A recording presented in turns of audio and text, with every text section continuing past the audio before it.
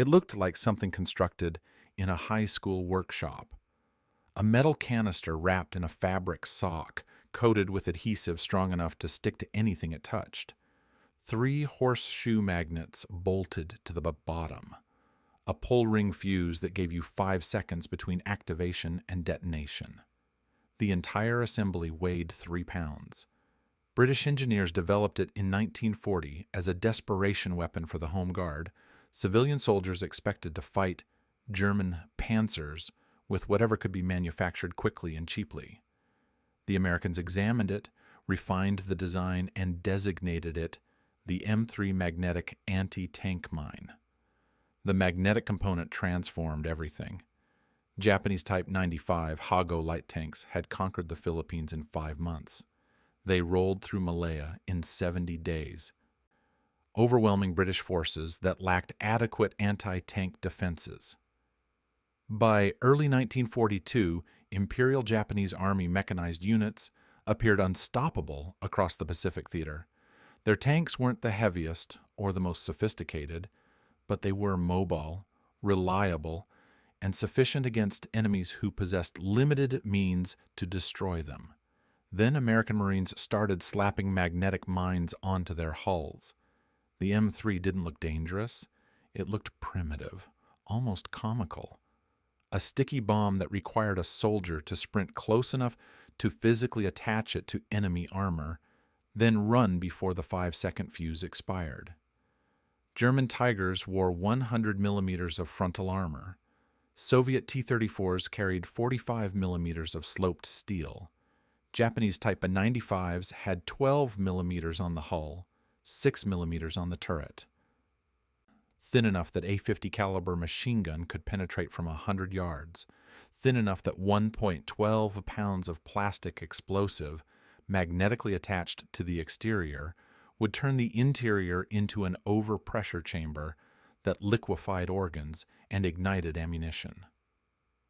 By 1944, those tanks that had seemed invincible became steel coffins. The question wasn't whether the M3 worked. The question was how something so absurdly simple made an entire armor doctrine obsolete. The Type 95 Hago weighed 7.4 tons. For comparison, the American M4 Sherman weighed 30 tons. The German Panther weighed 45 tons. The Soviet KV-1 heavy tank weighed 47 tons. Japanese tank designers weren't building machines to fight other tanks. They were building mobile gun platforms to support infantry assaults against enemies who possessed almost no armored vehicles and limited anti-tank capabilities. The armor reflected this philosophy. Hull plates measured 12 millimeters thick. The turret, where weight mattered most for mobility, wore just 6 millimeters of steel. A German Tiger's frontal armor measured 100 millimeters thick. A Soviet T-34 carried 45 millimeters of sloped steel that deflected most anti-tank rounds through geometry alone. The Type 95's armor was thinner than the armored glass on a German tank commander's periscope housing. This design succeeded brilliantly in China. Japanese tanks faced Chinese nationalist forces equipped primarily with rifles, machine guns, and limited artillery. No anti-tank guns, no shaped charge weapons. No armor-piercing ammunition in significant quantities. Against such opposition, even 12 millimeters of steel made you invincible. The Type 95 performed exactly as intended, crushing infantry resistance, destroying fortifications, providing mobile firepower that Chinese forces couldn't counter.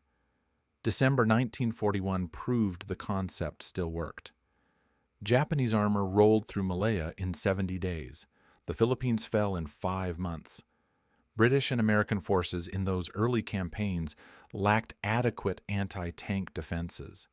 The few anti-tank guns available were positioned to defend fixed installations, not mobile enough to counter rapid Japanese advances through jungle terrain. The tanks seemed unstoppable, not because they were superior machines, but because nobody had the weapons to destroy them. Then the Americans brought those weapons to Guadalcanal. but the Pacific Theater itself created vulnerabilities no amount of armor could solve. Jungle warfare bore no resemblance to the open tank country of North Africa or the steppes of Russia. Tropical vegetation grew so dense that visibility measured in yards rather than miles. Coral ridges, volcanic rock formations, and dense undergrowth channeled vehicle movement onto predictable routes. Tanks couldn't maneuver through jungle canopy that blocked sunlight 30 feet above the ground. They followed trails, they followed roads, they followed any cleared path where tracks could gain purchase. And American infantry waited in that vegetation 3 feet from the trail, close enough to touch passing armor, invisible to tank crews scanning through narrow vision slits. The Type 95's 12mm armor would stop rifle rounds. It would deflect machine gun fire at range. It would resist shrapnel from distant artillery, but it was never designed to resist an explosive charge attached directly to its surface by a soldier close enough to hear the crew talking inside. That scenario simply hadn't existed in the China theater.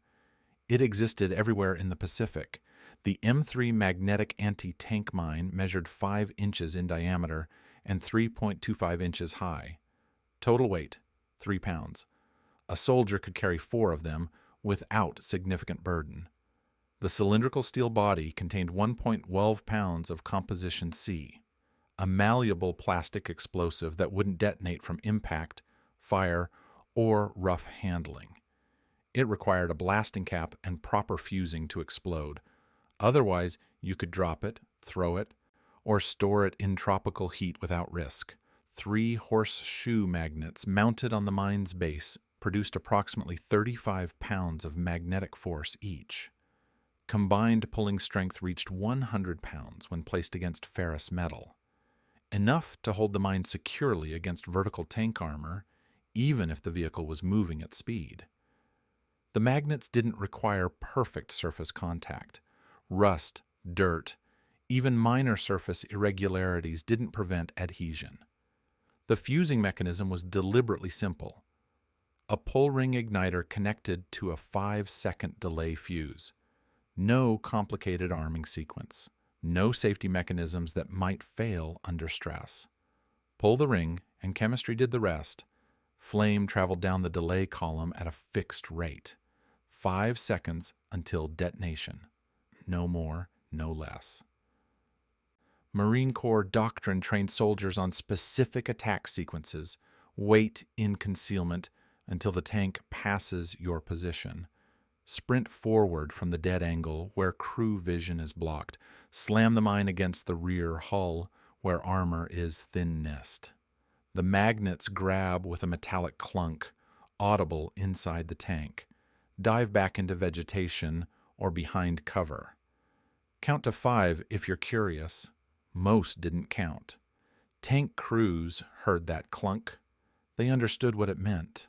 5 seconds to evacuate a buttoned-up tank through a single hatch while the vehicle was potentially still moving. 5 seconds to unlock the hatch, push it open against its spring mechanism, pull yourself through the opening, and jump clear before 112 pounds of composition C detonated at 26,000 feet per second. Nobody made it. The explosion propagated through thin armor plate into the crew compartment. The blast wave, confined by the tank's interior, killed through overpressure before fragmentation or fire. Human organs aren't designed to withstand sudden pressure differentials. Lungs collapsed. Eardrums ruptured. Internal bleeding occurred throughout the torso cavity. The shock wave liquefied soft tissue. Survivors, if any existed, faced secondary effects. Fuel tanks ignited. Ammunition cooked off in chain reactions. The tank transformed from protected fighting position to steel oven in seconds. Marines trained on target selection. Engine compartments were thin armor-covered mechanical components. Turret rings were the rotating mechanism connected to the hull. Track assemblies where the explosion might break suspension components. Fuel tanks mounted externally on some models. 3 pounds, 5 seconds. The psychological impact exceeded the physical damage. Tank crews couldn't see attackers hidden in jungle undergrowth 3 feet away. Machine guns couldn't suppress enemies they couldn't locate. Moving faster didn't help when the threat came from ambush rather than frontal engagement. Every trail became a potential killing zone. Guadalcanal marked the first widespread American use of magnetic mines against Japanese armor. August 1942, Marines landed with 37mm anti-tank guns, newly issued bazookas, and M3 magnetic mines. Japanese Type 95 tanks that had seemed invincible months earlier in the Philippines now faced weapons specifically designed to exploit their weaknesses. The invincibility shattered within weeks. The pattern repeated across every subsequent Pacific campaign. Tarawa, Saipan, Peleliu, Tinian. American infantry developed systematic tactics for destroying Japanese armor using coordinated magnetic mine attacks. Multiple Marines would target the same vehicle simultaneously from different angles, ensuring at least one mine reached its hull. They approached from dead zones where tank crew vision was blocked by the vehicle's own structure. They waited until tanks were committed to narrow jungle trails with no room to maneuver. The numbers told the story of obsolescence. Saipan in June 1944. Japanese forces deployed 24 Type 95 tanks in defensive operations. American forces destroyed them systematically. Combat reports attributed many kills to magnetic mines deployed by infantry advancing through sugarcane fields and jungle approaches. The tanks couldn't retreat faster than Marines could advance. They couldn't suppress threats they couldn't see. Iwo Jima presented the final test. 22 Japanese tanks defended the island, positioned in hull-down defensive positions, supported by extensive infantry and fortifications. American forces eliminated them within days using combined arms, bazookas for long-range engagement, flamethrowers for bunker-bound armor, and magnetic mines for close assault.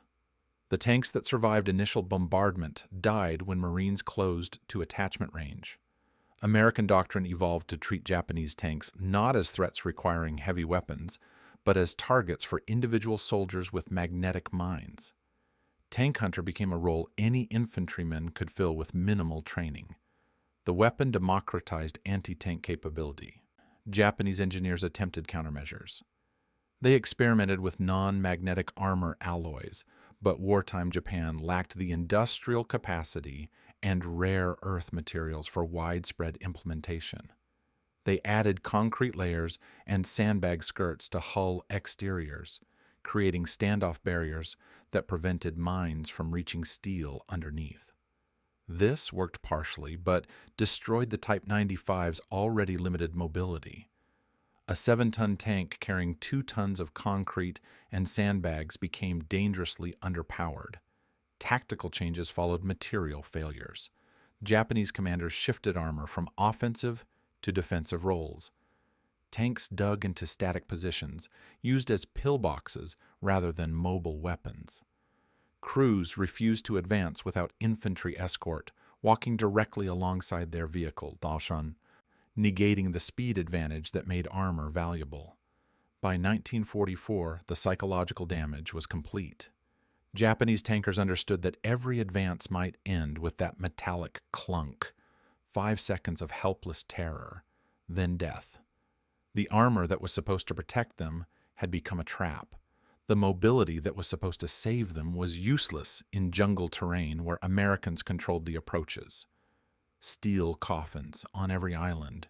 Magnetic mines made certain of that. The M3 magnetic anti-tank mine remained in American service through the Korean War. By then, its role had fundamentally changed. North Korean T-34-85 tanks wore armor thick enough that magnetic mines became supplementary weapons rather than primary tank killers. American forces needed bazookas, recoilless rifles, and tank destroyers to reliably defeat Soviet-designed armor. The M3 found use in specialized applications, disabling immobilized vehicles, targeting vulnerable points on damaged tanks, sabotage operations behind enemy lines. But in the Pacific theater between 1942 and 1945, the M3 was devastatingly effective. The weapon's success revealed a fundamental truth about specialized military equipment.